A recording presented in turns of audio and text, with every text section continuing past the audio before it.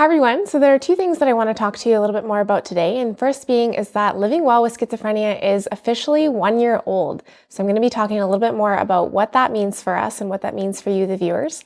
And I'm also going to be providing some tips on how to handle the holidays with a mental illness. So first off, living well with schizophrenia is 1 year old in December, and it means so much to us how much it has grown and the community that we've been able to build over the last year. Thank you so much for all of your support, and thank you especially to those of you who have become patrons through our Patreon page. Your contributions have helped us to make more videos and to keep growing this channel. So we're hearing you that this is a resource and community that really needs to keep growing. And we know that when we increase awareness around schizophrenia, it really helps to combat the negative stigma around the illness. And we also know that people who are living with schizophrenia, their loved ones, family, friends, and caregivers really appreciate getting more education and more information and more dialogue around the illness. So we're looking for new ways to keep growing this community, but if you want to help support the creation of future videos and to help keep growing this resource and community, please consider becoming one of our patrons on our Patreon page at the link in the description below. Any amount is helpful, and we so appreciate it. So with the start of the new year, we kind of wanted to go over some of the things that we have in the works for you. So we just recently worked with a graphic designer to come up with a new logo for Living Well with Schizophrenia and for the channel. And we're also in the works of coming up with new infographics and new resources to distribute to all of you, similar to the reasons to take your medications poster and just things along those lines. We've also started to develop relationships with healthcare professionals and researchers in the field in order to do interviews with them in order to bring you the most up-to-date and relevant information possible. We'll also be traveling next year to a conference in the States, and we're going to be doing some collaborations with other mental health YouTubers there as well. We really want to do more mini documentary style videos to share with you, and we want to include more and more people in these documentary style videos to share more experiences and more stories with you. Okay, so that wraps up what's happening right now in terms of living well with schizophrenia, turning 1 year old, and what's happening in the new year. Now we're going to move on to some tips to help you handle your mental illness during the holidays. Okay, so to start out, just some tips around self-care over the holidays, because the holidays can be a really stressful period of time. So first and foremost, you want to make sure that you're getting adequate sleep and making sure that sleep disruption is kept to a minimum. The holidays can also be a really overstimulating time, so really taking the time to make sure that you're taking time for yourself to just kind of remove yourself from the festivities and from what's going on with friends or family, and to just take some time to regroup. Overindulging is another really common problem with the holidays, and overeating and whatnot, and overindulging in sweets and treats. But it's really important to keep up adequate nutrition and to make sure you're still eating balanced meals and not overindulging too much. Another big tip is to just bring awareness to how you're feeling and to make sure that you're checking in with yourself regularly. So if you're feeling tired, make sure you're giving yourself room and space to get rest.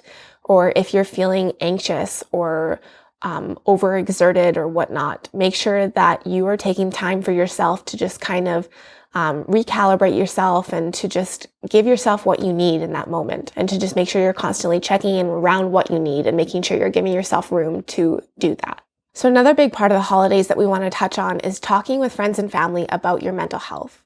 So I want to start off by saying that it is absolutely something that you do not need to do if you are uncomfortable with it. It is not a topic of conversation that you owe to anyone or anything like that. So if you're not comfortable sharing about your mental health, you don't need to. That said, it might come up. People may be wanting to show support or concern for you in a way, but they just might not necessarily always know how to. So an example of this for me was I was at a Christmas market not too long ago, and I ran into an old acquaintance, and I'm fairly open on my social media about my struggles with my mental health and whatnot. So she had seen posts about what had been going on with my hospitalization over the last couple months. And I think what she said to me was, "Oh, Lauren, it looks like you've had a really busy couple of months. How are you doing?" And of course I knew what she was talking about, but she just didn't really know how to broach it. And so I think coming to terms with how you want to talk about your mental health before you get into these situations will be really helpful in terms of knowing where your boundaries are and knowing how to guide the other person in terms of how to talk about it. So it's kind of a tricky subject to broach because you're not really sure of how comfortable the other person is with talking about that topic. So I know that sometimes you don't necessarily want to bring it up, or if they bring it up, you don't know how deep to dive in. But I think it's really something you need to navigate on a case-by-case basis in terms of determining how comfortable the other person is, and taking into consideration also how comfortable you are with talking about it with that person. So I just want to reiterate again that you do not need to talk about it with people if you are uncomfortable. So that said, if it is a safe environment that you find yourself in with your family or friends or loved ones around the conversation about your mental health, I would definitely encourage you to open up a little bit more, because there is tremendous power and vulnerability. And the only way that the stigma around schizophrenia or mental illness is going to change is by having these conversations with people. And I think that's a really good way to reduce the internalized stigma that you may have around your illness, is by being more comfortable talking about it with your loved ones. And that's also a great way to reduce the stigma that other people may hold around mental illness or around schizophrenia. And so just having these conversations is where this destigmatization is going to come in, and where there's going to be really a lot of room for great connection to occur. And so I think that if it is a safe space for you to share more about your mental health, and if the other person is receptive to talking about it, I think that it would really be worth it in the end. I think a lot of the times we get really wrapped up in the stress of the holidays and we don't really take the time to really enjoy them. So I just want to take this opportunity to really encourage you to enjoy this time with your loved ones if you're spending it with them, or just to enjoy the holidays however you may be spending it. So from us here at Living Well with Schizophrenia, we wish you a very happy holidays and all the best in the new year.